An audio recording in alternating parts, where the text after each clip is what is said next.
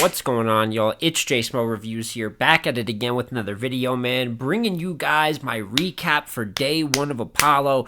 Pretty late into the morning getting it. I thought I'd have time tomorrow, like in a perfect world. You guys asked when I had asked, how you want me to do one big recap or two of them. I was going to do one last night, but the event ran till late, man. I was shot. I feel like there wasn't even much going on, right? So here I am the next morning to give my thoughts on day one of Apollo. I thought it was solid. Before we even get into it, we know that the loss of Twerk and A-Ward and that not going down, Twerk having his foot injury, huge hit. To the Apollo as a whole, but especially day one, I thought that was, although it wasn't pitched as the main event like Jazz and Hollow, it was basically the main event to me. It was the most important battle of day one. And losing it, while it was still a solid card on paper, I was worried about if it could be lackluster. And I'm still expecting day two to be the better day. There's just battles I'm more looking forward to there that I think have a higher ceiling. But day one pulled it off, I'll say right now, probably a 7 out of 10.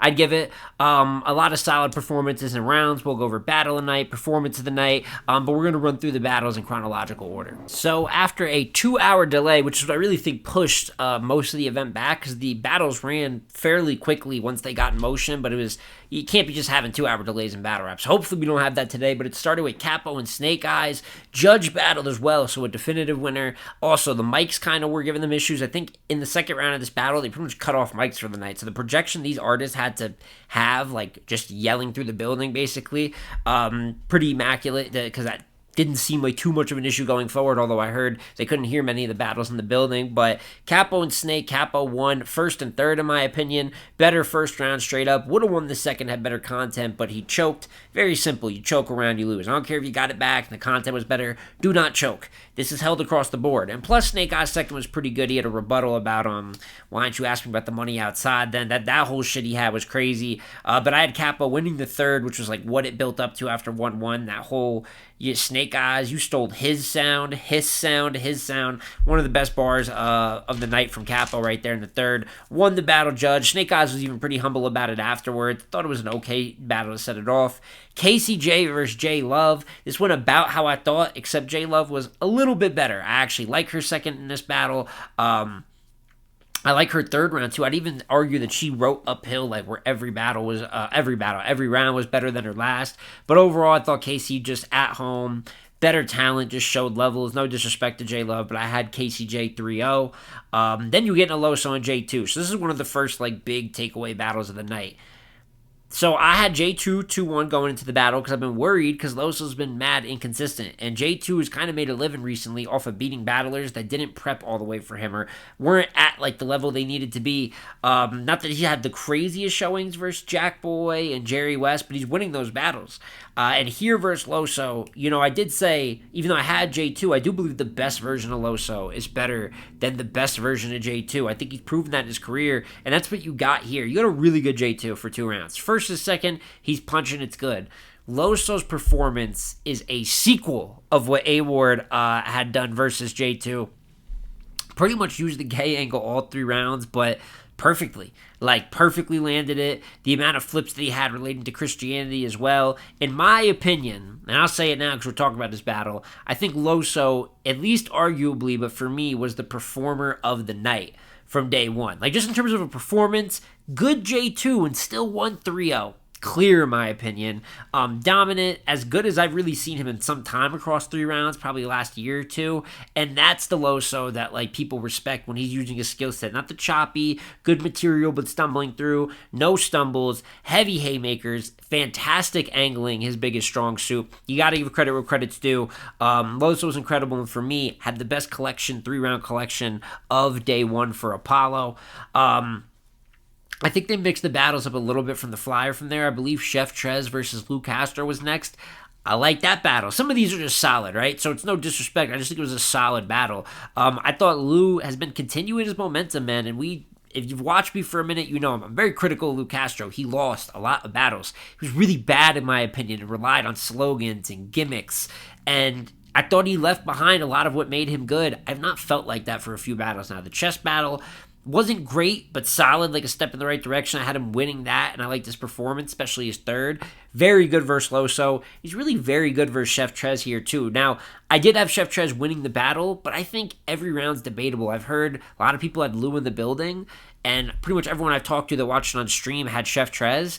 I had Chef Trez taking the first fair, like comfortably, but I like lose first, and I see some people debating that. I have Chef Trez taking the second round by an edge, but I think you could easily argue Lou in the second. And then I gave Lou the third round of the battle. I thought that was his best round, and some people are telling me that's the clearest round Chef Trez got. I think that's the mark of a good battle, where all 3 rounds there's kind of conversation. I personally just edged it to Trez overall. I thought Lou's over-performative style kind of brought performative energy out of Chef Trez going into the second round. We know he's more laid back, but it added like a fun aspect to the battle. And that's one thing about Lou. People always bring up entertainment and fun, win or lose. And that will give you a staple in this culture. You know, I'm big on wins and losses. I like the sport part. I'm not going to stop talking about it just because you did good. You know, it's not but it's not the end-all, be-all of how to have a career, and I understand that. Lou Castro entertains people. He's good with crowds. He's fun to watch. And I think you could debate he won this battle. I do think him winning more battles recently has made him more competitive. It's made him more compelling to watch and root for his momentum. So he's in a good spot right now. Although I had him losing on an edge, I'm not one of these people that thinks it's clear. If you have Lou Castro 2-1, I'm not mad at it. I thought it was a good battle. Then from there, Yunus versus Pass, which is probably the other big takeaway before you get to maybe some of the bigger name battles. We had performance of the night, in my opinion, with Loso. I think Yunus versus Pass was battle of the night. This is the one I've heard the most back and forth about. And in the first round, Yunus whooped Pass. I didn't think it was close. I thought Yunus was bombing on him. I know his posse was doing a little bit too much at first, which Pass commented on. But since later in the battle, Pass's people also were kind of explosive back, and it was this war of not just the battlers but the entourages, added a little old school energy and feel to it. I actually wasn't mad at it. And I think even without that kind of extra support, Yunus was clearing the first round. And I think he could have used his formula in the first throughout the battle. I thought he punched, and I just thought he reached a level of haymakers and writing that Pass doesn't, with like definitive like moments you can remember. But you get to the second and third, Pass angled heavy. His third round is incredible versus Yunus. I mean, really, really masterful. Like a couple other battlers on this card, each round was better than the last he wrapped. And I thought Yunus was good in the second and third. I just thought Pass reached a higher level, and I think Yunus tried to, he had the backpack kind of prop in the third, imitating Pass's style, trying to go rhyming ability for rhyming ability. And I thought that while it was entertaining, still good from Yunus, I thought that creative twist maybe wasn't needed in a matchup like this. I think he could have just punched and won versus Pass, but he kind of met him on his playing field a bit, and then Pass was one of his better versions. So I had Pass in the second and the third pretty comfortably. No disrespect to Yunus, I have it as battle of the night. I think it's a really good battle. Some people are saying it comes down to the second. Like I said, I pretty comfortably have Pass. But if there's enough people that have Yunus, you can't. They're entitled to their opinion too. But really, really good performance. Kind of remind me of his Reed Dallas performance. Different type of matchup completely with New Age and Legend and even the styles. But row uphill, his third being his best. And it just goes, it's one of those that does good for both battlers. It's battle of the night. You got the Legend showing up at a tip-top level. Some people said it's going to be a 3-0. Pass could do nothing with him. You sounded crazy. And then you have Yunus, who is an up-and-comer, getting the best versions of these Legends and being a standout of the night. Even if you don't have him winning, this battle stands out amongst day one. Then from there, we have Miss Hustle versus Real Deal. This battle I expected to be bad. The opposite of good. Not good. And it ended up being really good. It's an awkward matchup. First female for Real Deal. I don't feel like we see Miss Hustle battle King of the Dot based artists very often. So what would her approach be? And the first kind of lived up to my worries. I thought Miss Hustle won because she kind of punched her way to victory. I thought Real Deal's first was a little all over the place and dry. And I'm like, it's going to be awkward. It's awkward to start. Hustle was winning, but it wasn't great. The second goes, I'll give it this to Real Deal, man. This speaks to the masterful angler that he is, and he gets credit for from his peers. He had a couple approaches that I thought were cringy as hell at first. I thought the single mother thing in the third he started off could have been cringy. He went straightforward disrespect and got into a flirtatious sex thing. He said something about her moose knuckle. You know what I'm saying? I'm like, all right, we're going all the way out there. But he really landed some of these angles by the end, respectably. The whole football 8 in the box shit, I thought that was the word play was crazy what he built up to. And I think his full confidence, when the crowd really wasn't going with it, or people thought it was cringy, he kept performing through it I'm confident in what I'm about to do. And that's what you need to take when you're taking a risk. You got to be fully confident. If you're half and half, everyone's already kind of half and half on it, right? So we're going to follow you. When you confidently execute, that's a great example of crowd control and taking risk in the correct way. So I actually gave Real Deal the second. They both kind of almost had some complimentary stuff in the second. And then the third, Real Deal's third is really, really good. Really good, kind of the single mothers compared to single fathers thing, the difference in the way they're treated. But Miss Hustle's third, and I didn't expect this a week after the Hitman battle. I thought she'd just punch, keep it real basic. She was tailored. Talked about the king of the dot chain, the necklace Benzino shit was crazy. The drunk angle, like that's why no league is booking you, that he's drunk and tough for the leagues to deal with.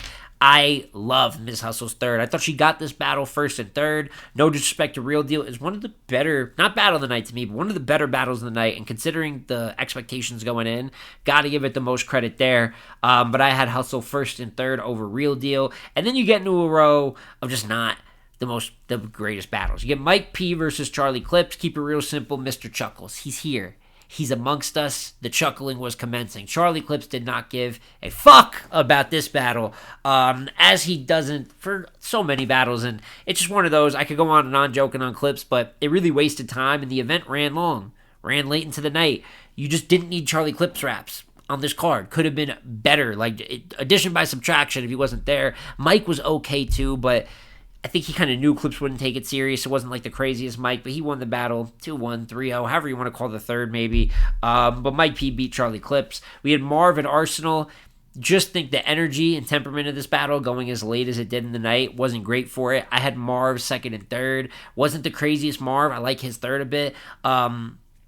Arsenal won the first, and then he had You Cannot See bars, and I'm good, man. I'm very good. So I had Marv second and third versus Arsenal, and that tough kind of back-to-back battles there. Then you had the surprise battle, which they've been announced. Av versus Cortez, which went down day one. Swamp versus Chess is the second surprise battle, going down today on day two.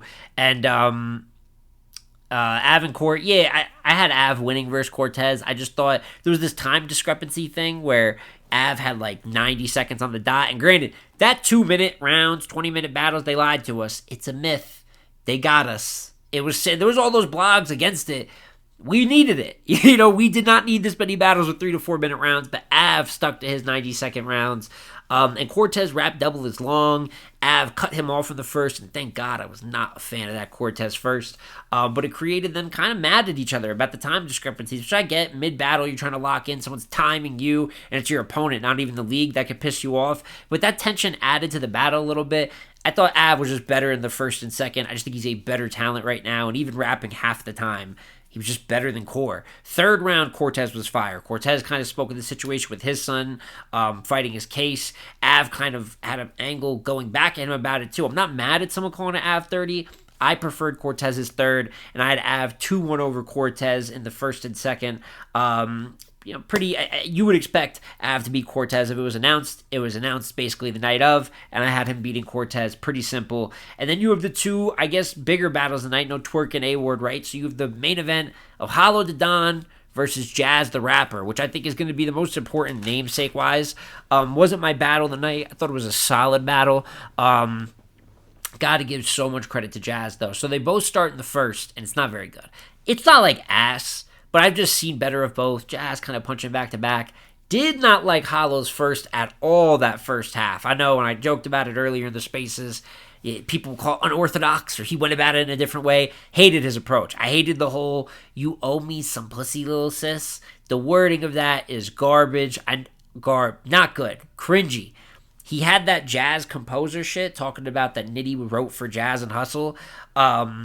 And the way that Jazz composer kind of scheme was a haymaker that came out of nowhere. Like, this round was not good, and then he said some dynamite shit. And he kind of had a couple bars, got some momentum after, and he ended his round weird too. So started it weird, ended it weird. I get people having Jazz in the first, but I prefer Hollow's peaks.